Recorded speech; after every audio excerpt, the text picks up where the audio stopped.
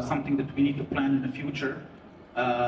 We have, let's say, a couple of years ago, you had many clients, many gyms, many members, many hotel guests, not connected very well with all technology. But now I see, no matter of the age, no matter of the type of nationality, where the people lives, when they travel, they all connected with every single wellness gadget that we have today a lot. So I think that the main point, what it's going to be in the future, is just technology. We all need to keep up with all of that. We want to know, like we have a little bit, let's say, old style. I have old style members in our gym, which is not basically, they're not interested, but they admit currently it's not. This also brings us together with sustainability, because, for example, before all the check-ins and everything we did over the papers, we were using a lot of pens, papers. Now, today, we have everything almost digital, so they admit that just everybody needs to adjust to that. So I think this is, moving forward, it will be the most important thing. I fully agree with that. Actually, sometimes you just don't give the people the choice. You need to tell them this is how it's done. We know it's better this way, so if you don't like it, re-educate yourself. We need to suffer a little bit one period of the time, because they will complain a little bit. Yeah. But we need to just, like you said, keep up with that, because this is what we have, and move forward. And you just, maybe after a couple of weeks, they will adjust. It's like with the QR codes, I mean, I love them and I hate them. When I go to a good restaurant, please don't give me a QR code. I want to look at the menu, I want to go through the pages, read what's there, and don't, check if my Wi-Fi connection is still on par. Sara, let me ask you, which needs do you see in the leisure industry and for the next years going forward? Well, I agree a little bit what my colleagues were saying. I see the trend of nature. People want to stay outside because they want to connect with nature. And we also see a huge need in creating multisensorial experiences, really to elevate emotional connection with the guests. So our response to that is really to work on this. We try to deliver multisensorial experiences so that people can really engage with what they do. And how we do this, we really try to involve all senses. For example, in our case, it is the cold, the freshness, the snow. We want to touch all senses by really making people feel the cold air on the skin, the smell of the pine trees, they hear the sound of the footsteps in the snow. So we think when you're able to really make something very intuitively and very easy, people can relate very quickly to an experience, and also by elevating this emotional connection, it stays in your mind for longer, and we get to these happenings that I think every operator needs. The return rate, people try to get the guests back in their houses. They want a higher engagement rate as well. And by the use of natural and very intuitive elements, I think it's possible to do so, because it's very easy. It lies in our DNA to connect with nature. And this is a little bit what we see and what we try to do to really also bring an advantage to operators.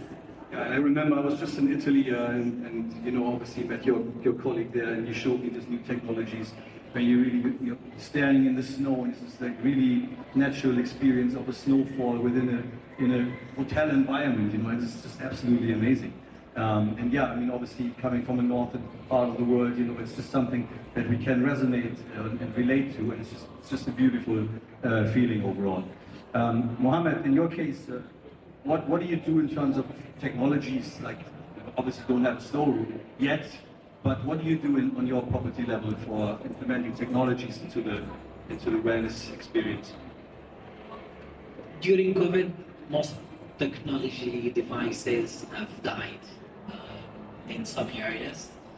As everyone was locked, all guests were locked, so everyone was more relying on their own small devices, which is a challenge that we're facing now.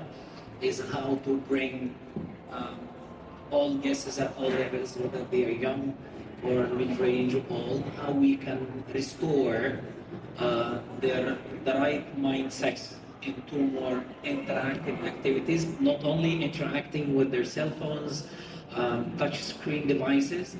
Of course, we had a disconnection during the time of COVID with vendors, suppliers fixing touch screen games, even with basic games. So we completely now, we are not using any technology when it comes with entertainment of kids or adults.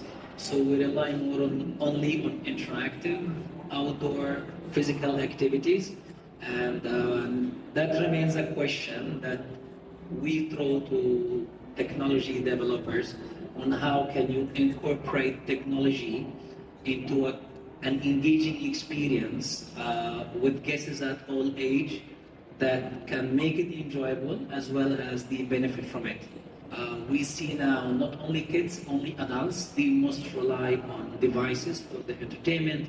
I would say wasting time, not investing time, rather than incorporating some of interactive technologies, which is hard to find. However, to move more to nature, hit the roads, hit the beach, hit the gym, pick up a pair of dumbbells rather than staying on a touch screen. So as I mentioned that we are approaching a renovation phase that might be upcoming soon, which could be an opportunity for us to explore some technology option that we can incorporate with our facilities, especially that we have some spaces where we have project to incorporate indoor and outdoor interactive massive kids facility to tackle the youngest part, which bring the parents into more happiness, because if kids are happy, parents are naturally happy, where we need to plan activities for adults next to the kids, so everybody can be in the same place, and at the same time also having some engaging experiences, activities that can cater to both. There's certainly a synergy between the two of you, because you have something that most people don't have in Dubai, which is space, right? I mean, you are massive, you're also very big, so obviously, there's a lot of room to play and convince owners, hey, look, there's some space where we can activate, where we can do some new things. They will not say no to that, right? But we have lots of cases where really space is very crunched, and it's very difficult to, activate new technologies and new, investments. Obviously, it costs money. So how do you bring that message across to your owners? I mean, in your case, it's a little bit different because you will have one individual buyer to convince, right? But these guys have to go to director of finance, they have to go to the GM, they have to go to the owner, and they have to get all of these egos convinced of why do you need to spend your money with me and not with the rooms division and the F&B division. So tell me a little bit about that. How do you bridge that issue? Because I think it's a very important one. It's always about the bottom line. It's not about how much you're going to spend, it's how much you're going to earn. So in order for me to convince you to spend $1 million dirhams, I need to show you how you will bring it back. And what is the ROI timetable? Will it come back in 8 months or will it come back in 8 years? If you see this logically described and explained to you, of course, there is a big possibility for me to have you buy into my project. Not one person, you need to have the buy-in for everyone who's involved in the decision making. So the ROI analysis that you make, it has to make sense. It needs to rely on factual analysis, whether if it's market, within the company or within the country, something that you can tangibly present for them to touch base and to read your mind. Most of executive managers, they don't have the same passion as we have for entertainment and leisure, and at some point of times, some wellness or leisure professionals, they want to do a certain project or invest in a certain project because they love it. regardless of the ROI. But that has to change. It's all about business. In order for you to spend the money, you need to have a way and have an idea on how to bring it back. So if you can successfully explain and have the buy-in of each executive manager on the table, there is a high possibility you will get your investment opportunity. What about you, Mirza? Yeah, I will agree totally. First is bottom line. Everybody's asking for that, searching for that, and you need to do a proper project where you're gonna. The second thing is, I need to admit, it's very difficult. Like you said, you need to convince many people, and somebody likes this, somebody like that. Like Mohamed said, maybe I like it more, maybe somebody, you know. But the thing is, you always search what they like. No? You search for something which is maybe you need to recognize upcoming trend, for example. I remember I was in, I will say, another property, another hotel, and we recognized, for example, in that time, now today you can find it on every corner, it's paddle tennis. Paddle tennis was in one moment just where we came to the moment when they actually stopped giving the licenses for that. Why? Because it was on every corner and everybody was getting it, and they just in one moment they stopped it. You know? Very risky trend. Correct. Very My risky. experience, yes. Up on that train, I don't know. Exactly. So in that moment, it was upcoming trend. So, for example, I manage it. But for example, that's why our job is a little bit on the difficult side, because today everything is about, and we are happy. I mean, it's like that. Everything is about wellness, everything is about fitness, everything. But we need to recognize as well upcoming trends and what is missing for our own guests that we have. Currently, in our properties, we are missing the part of activities and the areas for kids, for example. So this is something which we need to be focused on, as our main hotel as the Méridien is not a type of family style hotel. It's more as a business because it's close to the airport, but it's a resort style hotel. So we need to adjust that. I mean, only like we have 5 pools in one. It's a resort, but it's close to the airport, so everybody's looking at the business. But now we are moving away from that because we need to recognize that we are missing one part, and that's activities and areas for kids. So I think it's very much important just to recognize, as this is our job, we just need to recognize upcoming trends, or we need to see and focus on the areas that we are missing to provide a great and good quality for our guests. And then I think that we have an easier job of convincing the owners and everybody who decide that. If I can give one advice from my side, I think personally I've had a lot of challenges to face with budgets and capex, and obviously when you're an entrepreneur, it's a little bit different. You always have to look at the bigger picture and have to make sure that at the end of the year everybody still is there and still is getting paid. So I have learned to work around obstacles with third-party involvement, revenue shares, win-wins. Rather than asking for the plain, hey, I'm going to buy this machine of you for 75,000 dirhams, I'm going to be, working on something that is inclusive, where you can benefit and where I can benefit, but where I'm not going to be spending the word. Because what I want is the USP.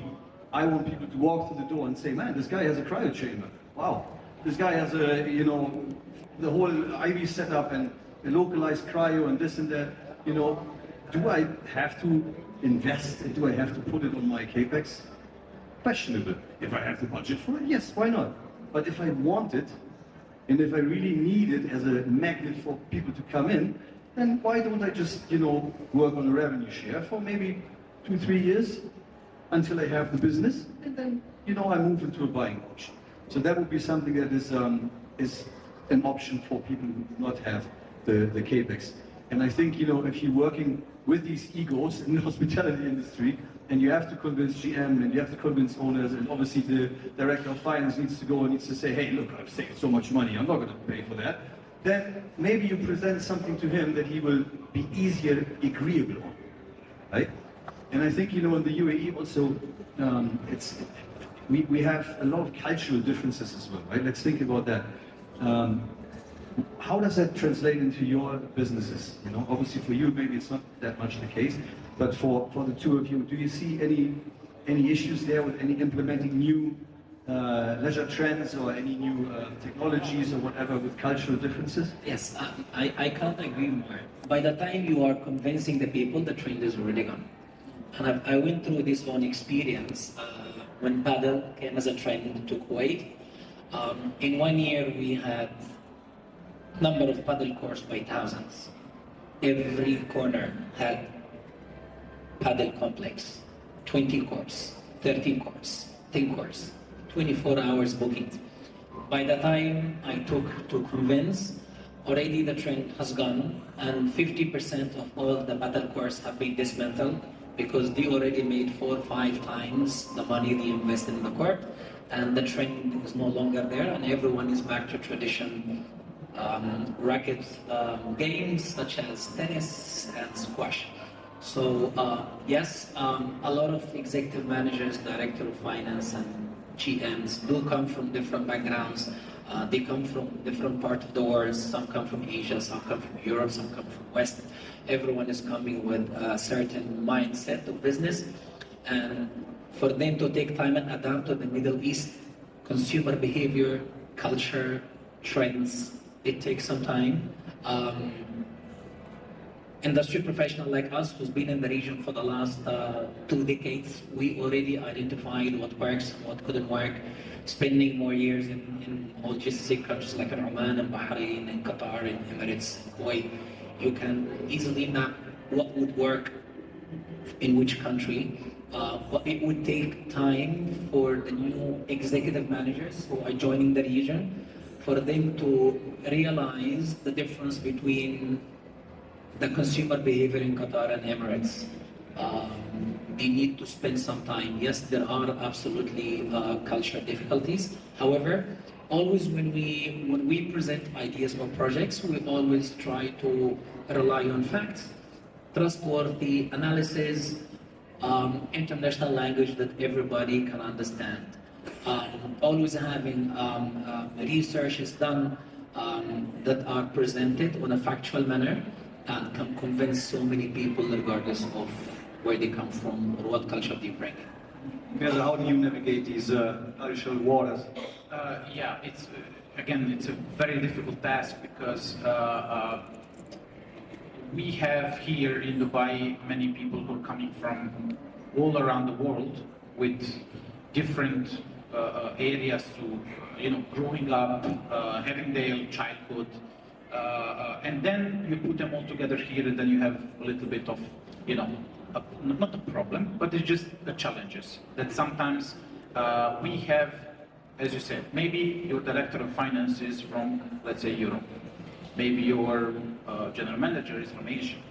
But maybe, so there is a difference in growing up all around the world, and then this reflects again to the job. The most important is just that we need a proper project, proper ROI, bottom line needs to be in order, and I think today we reach the level, and all around the properties, I would say also the businesses here in Dubai, that the real and the people with a lot of experience, they're on the right places. So I think that if you have the proper project, if you're pushing a lot, if you provide the proper numbers and everything, the details and everything what they ask, I don't think it will come to the point that cultural differences will affect. It will be a little bit challenge, but of course, like I said, I think that many places in Dubai have the right people in the places of their own businesses, like you have it. And for example, in us working in a hotel business. So I think just the right project, right numbers and everything, and the cultural differences, everybody in Dubai and all around the GCC are very, very flexible end of the day. Looking at TechnoAlpin as a company, how do you think you can influence this, big industry that is out there with your technologies? Well, at the beginning, I would say that we see all these challenges that clients like your big venues have to justify investments.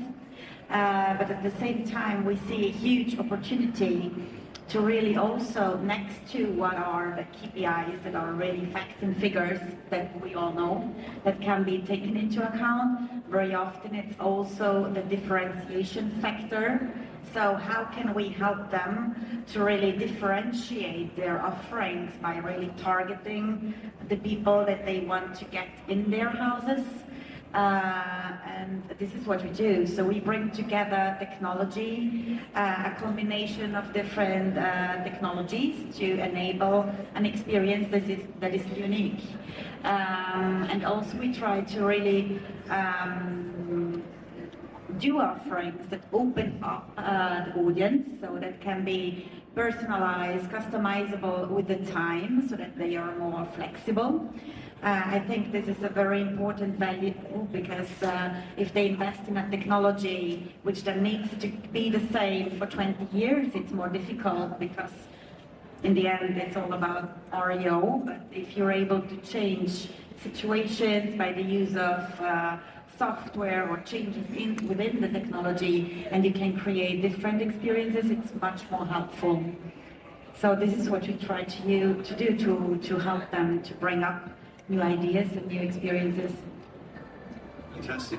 And looking at guest demographics in the hotels, especially, like you obviously have a lot of different, demographics staying with you in the properties.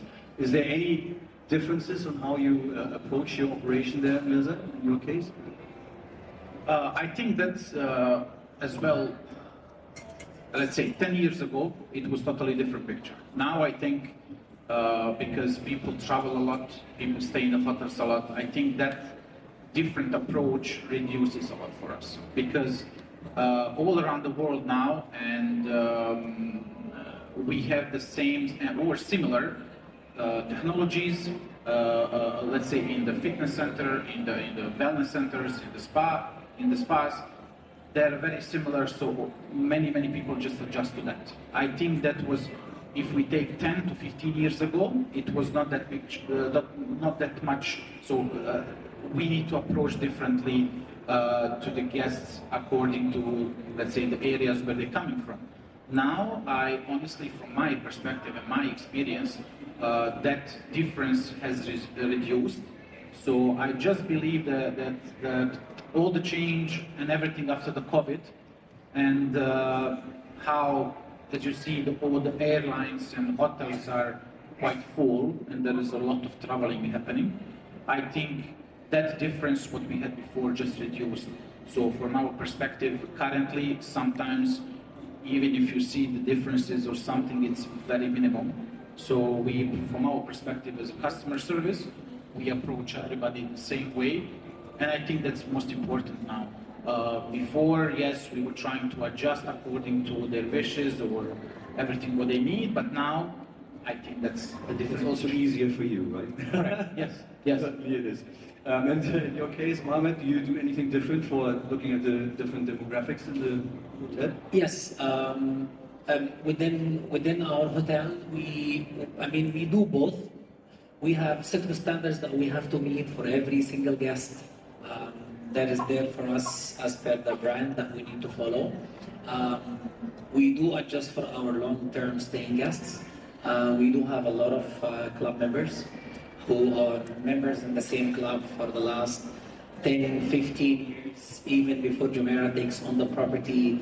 They are part of the property, so they have their own styles, they have their own exercise routine, they have their favorite spots where they wish to spend most of the time.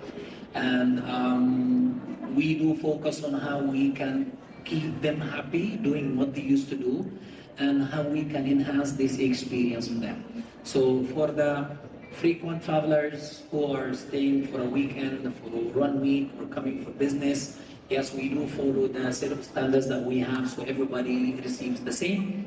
For those who are staying for 1 year contract in the hotel, for those who are members for a few years and planning to stay more, of course, we want them to stay with us for the next 10 years.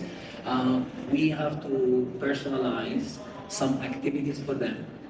Creating communities within your hotel, if you have a lot of long-staying profiles or if you have large club membership, we do have adapted and initiated few communities, like volleyball community, tennis community, even kids communities.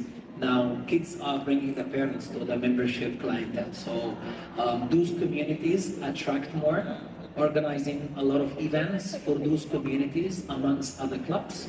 Sorry to interrupt, but how did you communicate this? How did you communicate these communities to be built and established? Yes. I would give the responsibility for the person in charge to set the right strategy, communicate with the people. If you know your guests, if you know your clientele, find out what they like to do, build it, boost it. Then you are connecting the people together. It started when the volleyball community, for instance, in my property, it was only 3 or 4 playing every day. Then I personally started to interact with them personally and connect. Started to talk with other people, engage them to come and play more, and we ended up having, after 1 year, we had 20 players together, where we organized internal tournaments, even organizing external tournaments with other hotels. Now they do play every single day from 4:30 until 7 o'clock. Those members, they are also members in other gyms, where they walk into the gym and there is like 100 treadmills, which we don't have in hotels. So they do their professional exercise there, and they do have the membership with us because of the volleyball community and the volleyball sport. The same we've done for the tennis, and the same we've done for the kids. We approach certain schools to get certain memberships, then we build on the personal invitations for them to invite their guests, their classmates, into the facilities. So the kids drag their parents to the facilities. Kids are happy spending all the hours they need by the pool and beach under our supervisions. And parents can also invest the time in their health. They can hit the gym, they can have a book and read by the beach, away from the kids while they're playing. So those communities do help us to retain our members as well as increase our membership database and business volume. Same for the long-term guests. If a long-term guest is happy, they give the feedback to the company. So as you know, companies, if they have seniors, executives coming to the country to do some projects, they are paying anyway, they have the budget anyway to pay for the executive accommodation. If they know that the ex-executive was happy in X hotel, then most probably they would recommend the same. Also communities like BMM, the British Military Mission there, in Kuwait, we maintain a strong relationship with them. We invite them to use the facilities, so we have also quite a community within from this group, and we tailor make services and packages that suits their needs. We have a lot of family visitors who do come on monthly basis or weekly basis. So we have set of standard services that we offer to everyone, but also we tailor make because we don't want to lose any business opportunity that is out there. You're squeezing the lemon to the last. So the last dinar. Thinking about that, I think, again, having managed, spas, wellness facilities, and leisure facilities in my past, it is always a very difficult one to look at commercial viability and leisure. You have so many non-service providers in your team. Just looking at you, I said you have 5 pools. I'm just imagining, how many pool attendants and how many cleaners and how many, non-service providers are there that bring in bottom line cash. So how can you, looking at your activation possibilities, how can you improve that bottom line by non-service providers? Because you will have a huge load on the payroll, you have a lot of people that are doing nice things, but where's the tangible impact there, on the financial side? So can you tell me a little bit about how you are working on that, or do you have any ideas to activate new things? What do you guys do, Mirza, in your case? Well, as as you said, we have in our property as well the members that are coming from just to use the gym and all the facilities, and we have the hotel guests. We need to satisfy all the guests that we have at the gym or at the pools and everything, no matter they are hotel guests or the members. How to do that is it's quite a challenge. But to be honest, I think following up with all the members and everything you need, like Mohamed said, you need to communicate with them. It's very similar what the hotel guests want and what your members want. It's very similar. It's just the difference is that hotel guests are staying there and probably they're planning just to go to the gym to have just to exercise or something. But if you offer them some, let's say for this summer we are doing a lot of challenges, one-day challenges in our gym, and in September we have a 3-week body transformational challenge, which in the first place we are organizing for our members because we want to activate them over the summer, and of course many people just go indoor now in the indoor gyms. That's a payable activity. Yes, correct. But as well, we have the hotel guests that they will join. So for them is the service that they have where they didn't plan, but probably they will leave the resort and the hotel very happy because, but if we don't have that, if we don't have this gym, if we don't have community of the members, if we don't do any activations, then that will probably affect also the hotel guests. So in this, it's very, very different to run the facilities inside of the hotel, just for the hotel guests, and when you have members from outside. It's better, more difficult, but it's better because everything what you do for your members, and if you run the fitness center inside of the hotel, you need a lot of activities. Same as fitness centers, the chain gyms what we have in Dubai. You're running that for your members in business like that, but also you have hotel guests and you're hired by the hotel.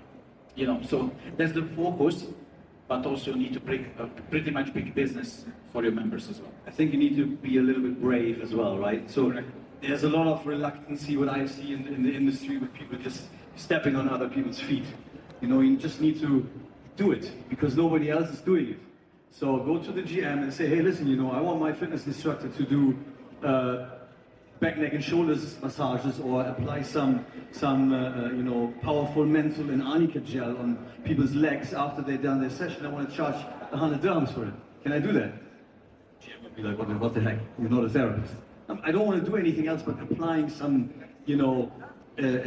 tension relieving oil. It's not costing you the world, and it's not necessarily needing you to have a certain skill set or a certain education, right? But you can charge for it. So what else can be done in terms of upgrading, in terms of cross-selling? That's what I was referring to as well, because you have a lot of touch points within the property where you can say, hey, okay, you had a great time in the gym, what can you now do next? Where can we go to send you for the cycle of not rehabilitation, but relaxation and feeling stretching? Maybe you can charge for it, right? So there's a lot of things that the leisure operators need to think about what they can do to improve the bottom line and the flow of the cash flow, basically, right? You need to bring in some money, and the money needs to come from the guests. So you need to see what else you can do besides membership revenue. And besides, selling PT, because that's what most hotels are solely focusing on, right? It's not just about that, yeah, I agree. Because as well, it's great to have facilities connected with, for example, spa, so where you can cross-sell. So like you said, if you have any activities or exercises in the gym, you can just send them to spa for special, treatments according to the exercise what they do. And all the satisfaction and the revenue will be higher connected with that, yeah. So this is very important if you have the facilities to provide that, together. Absolutely. And Sara, in your case, I just was wondering, because again, I just was talking about Italy, right, where I was so impressed. So TechnoAlpin, do you guys have anything planned, anything new that is coming in the future in terms of technologies and that are impressive and that the audience might want to hear about? Well, we just came up with something new, which is the product Snow Sky. Falling snowflakes from the ceiling, which really enable a lot of possibilities to integrate it in different exclusive experiences that also can be on return be that much exclusive, so that operators can ask money for that if they want. Often now we try to define journeys that are part of a VIP journey, so that people can book that and the guests can then enjoy privately something. Very soon we will come up with some concepts in the treatment segment. So we will think about how can code be part of a treatment, a luxury treatment. And further on, we will continuously work on integrating smart technologies, different technologies, to constantly really provide new experiences that can be an eye catcher and a differentiation factor for operators. The snow falling from the ceiling sounds very eye-catching. And I think there's no room needed for that, right? So people always think about that snow room, it needs to be this whole full build and you know, extra conditions and everything. But I think this is just a panel, right? Where you just need a drainage and a ceiling Exactly. It's very similar to what is an AC, so an air conditioning unit within a room. So it's a very simple and compact technology that is very versatile. You can put it in on top of a swimming pool or in the middle of a room. You can put it as a separator for a room separation, or in contrast therapy.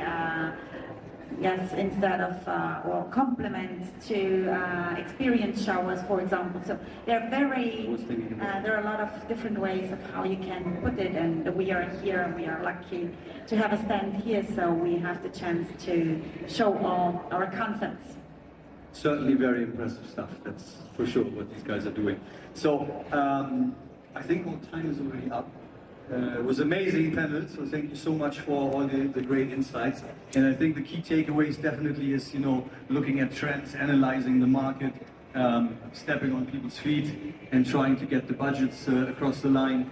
And obviously, you know, looking at, you know, new technologies like AI, like wellness applications in the room. That is also something that we need more in the hotels. We should have up on check-in, maybe the front office, you know, providing wellness applications as well for the guests. And there's a lot that can be done. But somebody needs to take the lead, and that should be you. So thank you so much for the panel. Well done, guys. If there's any questions directed at the panel or me, please let me know. That is not the case. And then I think we're moving on to the next discussion, right? Thank you. Thank you so much. Thank you.